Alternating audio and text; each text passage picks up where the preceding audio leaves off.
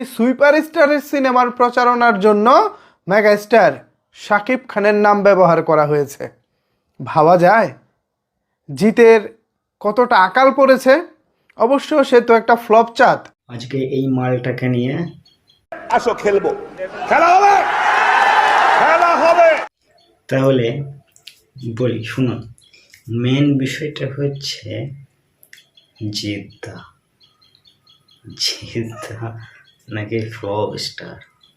যাই হোক, জিদ্দার ব্যাপারে বাংলাদেশি যারা আছে, জিদ্দা যারা হেটার্স, জিদ্দাকে যারা হিট করে, তাদের মধ্যে বেশ কয়েকজন জিদ্দাকে বলেছে যে ফ্লপ স্টার। তো যাই হোক, জিদ্দার লাইফের এমন কিছু ফিল্ম আছে যে ফিল্মগুলো কারণে উনি সুপারস্টার হয়েছেন, যেমন সাথী, সঙ্গী, ঠিক আছে। এই ফিল্ম দুটো, বিশেষ করে এই দুটো ফিল্ম এমনই ফিল্ম, আমি কাউকে ছোট করছি না, তবে শাকিব খানের মনে হয় 4বার জন্ম নিতে হবে সাথীর মতো পারফর্ম দিতে গেলে। যাই হোক, সঙ্গীর মতো পারফর্ম দিতে গেলে 4বার জন্ম নিতে হবে শাকিব খানকে।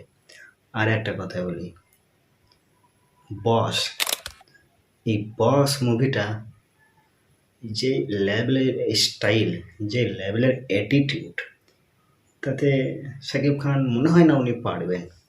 শাকিব খান অবশ্যই সুপারস্টার, মেগাস্টার, ভালো স্টার, কিন্তু জিতের এই ফিল্মগুলোর মতো করে উনি পারবেন না। যাই হোক,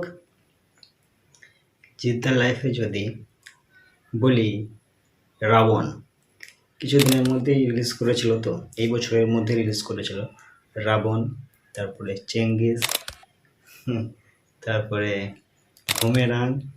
এই যটা মুভি আছে, এই বছরে যটা মুভি রিলিজ করেছে সবগুলোই সুপারহিট হয়েছে।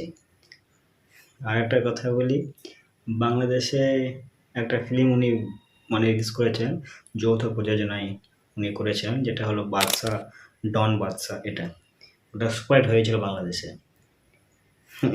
শাকিব খানের শিকারি মুভিটা ইন্ডিয়াতে, ওই মুভিটা অ্যাভারেজ মোটামুটি একটা বিজনেস করেছিল। ওই শিকারি মুভিটা বাদ দিয়ে যে কটা মুভি শাকিব খানের রিলিজ করেছে ইন্ডিয়াতে, চালবাজ থেকে শুরু করে সব মুভিগুলোই ফ্লপ হয়েছে। তারপরে আপনার তুফান মুভিটাকে নিয়ে যেরকম আলোচনা করছেন ওনারা, তো ওই তুফান মুভিটা এখানে চলেনি।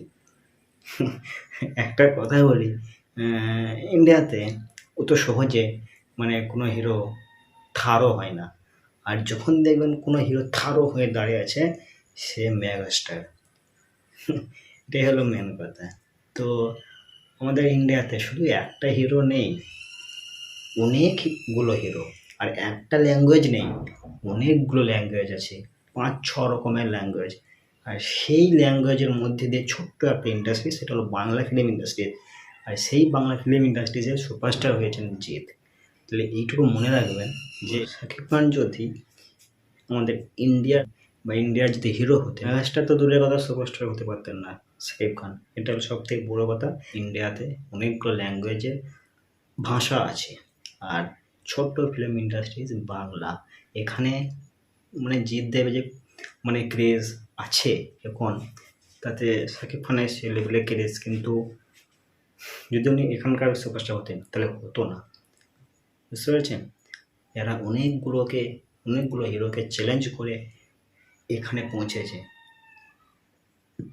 আমাদের বাংলার সুপারস্টার কলকাতার সুপারস্টার ভাবতে হবে যে শাকিব খানের লেভেলের থেকেও হাই লেভেলের সুপারস্টার এরা।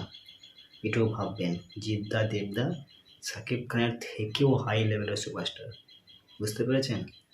বাংলাদেশে ঢালিউড বলে ছোট্ট একটা ফিল্ম ইন্ডাস্ট্রিজ, ওখানে আর কোনো ভাষা নেই, শুধু বাংলা। তাই সেখানে শাকিব খান সুপারস্টার হবে না, অন্য কেউ হবে নাকি? যাই হোক, এখানে একটা ফিল্ম হিট করাতে গেলে পেছন দিয়ে ধোঁয়াও বেরিয়ে যাবে, তো ফিল্ম হিট হবে না, এটুকু মনে রাখবেন। যাই হোক, আজকের মতো ভিডিও এখানে শেষ করছি। তো